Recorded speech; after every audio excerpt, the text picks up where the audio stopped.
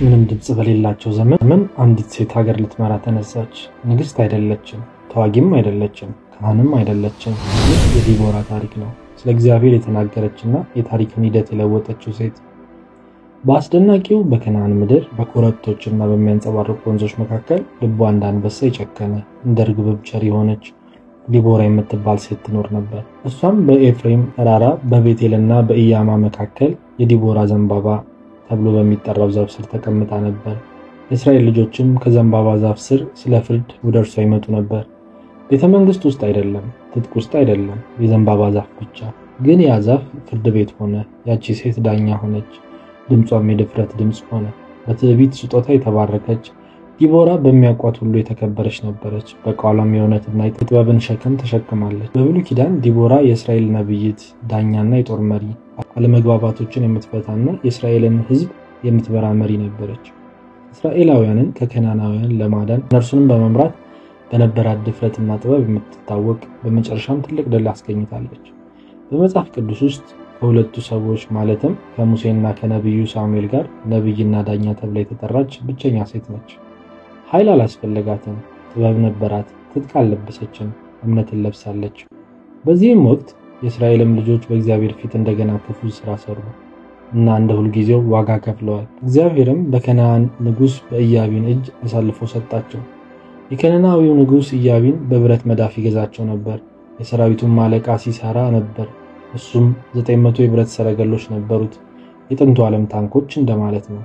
ለ20 ዓመታት እስራኤላውያንን በእሱ አገዛዝ ስር ያስጨንቃቸው ነበር።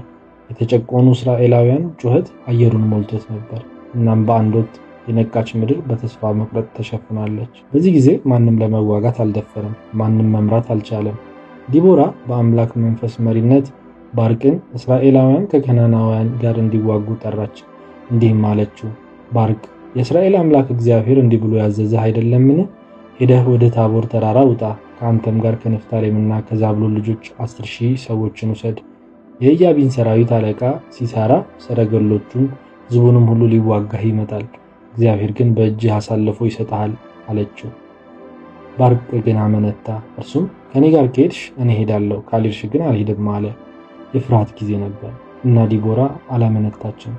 በእውነት ካንተ ጋር ሄዳለሁ፣ ነገር ግን ይህንን እወቅ፣ የድል ክብር ያንተ አይሆንም፣ ሲሳራ በሴት እጅ ይወድቃል አለችው። ዲቦራ ደፋር የሆኑትን የእስራኤል ተዋጊዎችን ከዓላማዋ ጋር እንዲተባበሩ ጠራቻቸው። ከባርቅ ጋር በመሆን ጨቋኙን ንጉሥና ሎሌዎቻቸውን ለመጣል ተባብረው ታላቅ ሰራዊት አቋቋሙ። ባርቅ ሰራዊቶችን ሰበሰበ፣ ዲቦራም ከጎኑ ቆመች። ሲሳራም ይህን ሰምቶ ኃያል ሰራዊቱን ከ900 የብረት ሰረገሎቹ ጋር አወጣ። ራስን ማጥፋት ይመስላል። እስራኤል ሰረገላ አልነበራትም፣ ብረትም የለም፣ ወንዶች ብቻና እምነት። በኋላ ግን ዲቦራ ተነሳች። ለባርቅም እግዚአብሔር ሲሳራን በእጅ አሳልፎ የሚሰጥበት ቀን ዛሬ ነውና ተነሳ፣ እነሆ እግዚአብሔር በፊትህ ይሄዳል አለችው። በዚህ ጊዜ ባርቅ ወደ ደብረ ታቦር ተራራ ወረደ።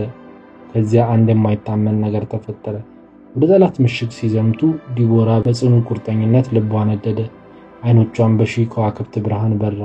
ምድር ከእግራቸው በታች ተንቀጠቀጠች። እናም ሰማያት ራሳቸው የጦር ጩኸታቸውን የሚያስተጋባ መሰለ። ሰማያት ተከፈቱ፣ ወንዞች ሞልተዋል። እነዚያስ የኃያላን የብረት ሰረገሎች ጭቃው ውስጥ ሰጠሙ። በሲሳራ ሰራዊት ውስጥ ድንጋጤ ሆነ። ወንዶች ሮጡ፣ ሰረገሎቻቸውን በጭቃው ውስጥ ተጣብቀዋል። የባርቅም ሰራዊት አሳደዳቸው። በጦርነቱ ወቅት እግዚአብሔር ጣልቃ በመግባት የከነናውያንን ሰረገሎች በማጥፋት የቂሶንን ወንዝ በማጥለቅለቅ ማዕበሉን ላከ። ይህም ለእስራኤላውያን ወሳኝ ድል አስገኝቷል። ሲሳራም ከሰረገላው ወርዶ በእግሩ ሸሸና አመለጠ። በጣም ደክሞና ተስፋ ቆርጦ ሲሳራ ሮጠ። ሲሳራም የጓደኛው የሃቤር ሚስት ወደ ሆነችው ወደ ኢያኤል ድንኳን በእግሩ ሸሸ። ሲሳራም እባክሽ ሰውሪ፣ የምጠጣውን ጥቂት ውሃ ስጪኝ ሲል ለመነ። ኢያኤልም ወተት ሰጠችው፣ በብርድ ልብስም ሸፈነችው። እሱም ደህና ነኝ ብሎ አሰበ። ተኝቶ ሳለ ኢያኤል የድንኳን ካስማና መዶሻ ወሰደች፣ በጆሮ ግንዱም ካስማውን ቸነከረችበት። ሲሳራም በኢያኤል እጅ ሞተ። ባርቅም ሲሳራን ሲያባረር ኢያኤል ልትገናኘው ወጣ። ና የምትሻውን ሰው አሳይሃለሁ አለችው። ወደ እርሷም ገባ። እነሆም ሲሳራን ወድቆ ሞቶም አገኘው።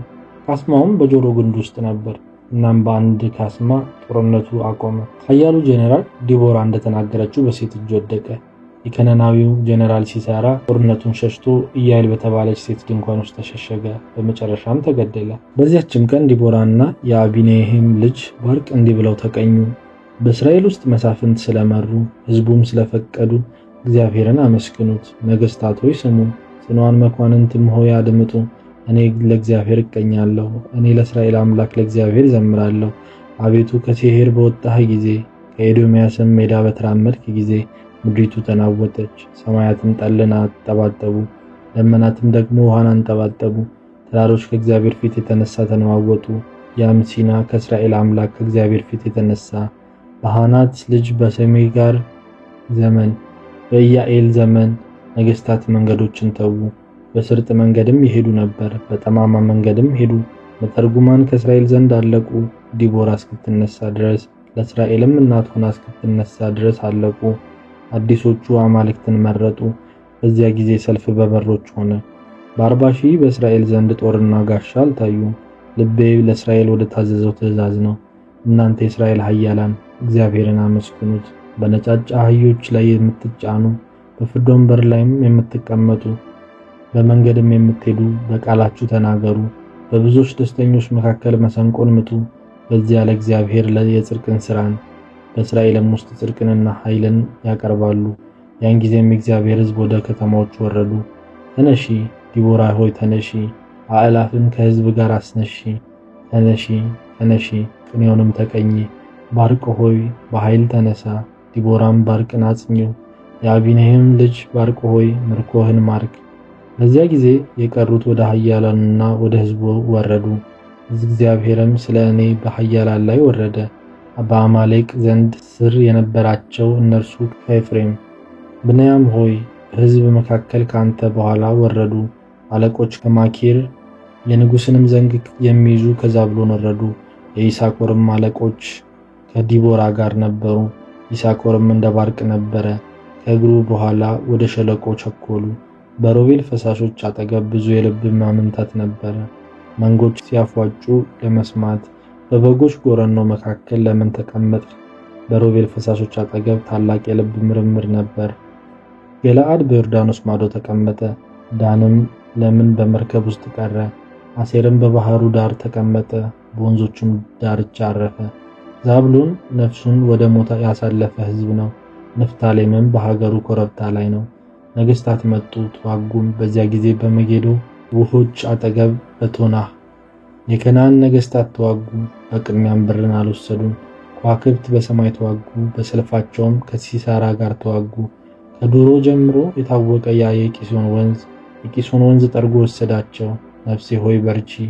ያን ጊዜ ከኃያላን ግልቢያ ብርታት የተነሳ የፈረሶች ጥፍሮች ተንቀጠቀጡ።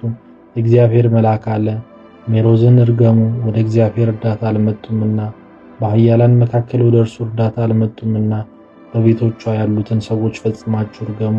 የቂናዊው የሃቤር ሚስት ኢያኤል ከሴቶች ይልቅ የተባረከች ትሁን። በድንኳን ውስጥ ከሚኖሩ ሴቶች ይልቅ የተባረከች ትሁን። ውሃ ለመነ፣ ወተትም ሰጠችው። በተከበረ ዳካ እርጎ አቀረበችለት። ግራ እጇን ወደ ካስማ ቀኝ እጇንም ወደ ሰራተኛ መዶሻ አደረገች። በመዶሻውም ሲሳራን መታችው፣ ራሱንም ቸነከረች፣ ጆሮ ግንዱንም በሳች፣ ጎዳችውም። በእግሮቹ አጠገብ ተደፋ፣ ወደቀ፣ ተኛ። በእግሮቹ አጠገብ ተንፈራገጠ። በተንፈራገጠም በዚያ ተጎሳቅሎ ሞተ። የሲሳራ እናት በመስኮት ሆና ተመለከተች። በሰቅሰቅም ዘልቃ ሲሳራ የተመለሰ እንዳላየች ስለምን ለመምጣት ሰረገላው ዘገየ? ስለምንስ የሰረገላው መንኮራኩር ቆየ ብላ ጮኸች። ብልሃተኞች ሴቶቿ መለሱላት። እርሷ ደግሞ ለራሷ እንዲህ ብላ መለሰች። ምርኮውን ሲካፈል በኃያላኑም ቸብቸቦ ላይ ወዳጆችን ሲወዳጅ ያገኙት አይደለምን? የሲሳራ ምርኮ በየህብሩ ነበር፣ የህብሩም ቀለም የተለያየ ነበረ። የማረከውም ወርቀ ዘቦ ግምጃ በአንገቱ ላይ ነበረ። አቤቱ ጠላቶችህ ሁሉ እንዲጥፉ፣ ወዳጆችህ ግን ፀሐይ በኃይሉ በወጣ ጊዜ እንደሚሆን እንዲሁ ይሁኑ። ምድሪቱ 40 ዓመት ያህል አረፈች። ምስጋና ለእግዚአብሔር ይሁን። አሜን።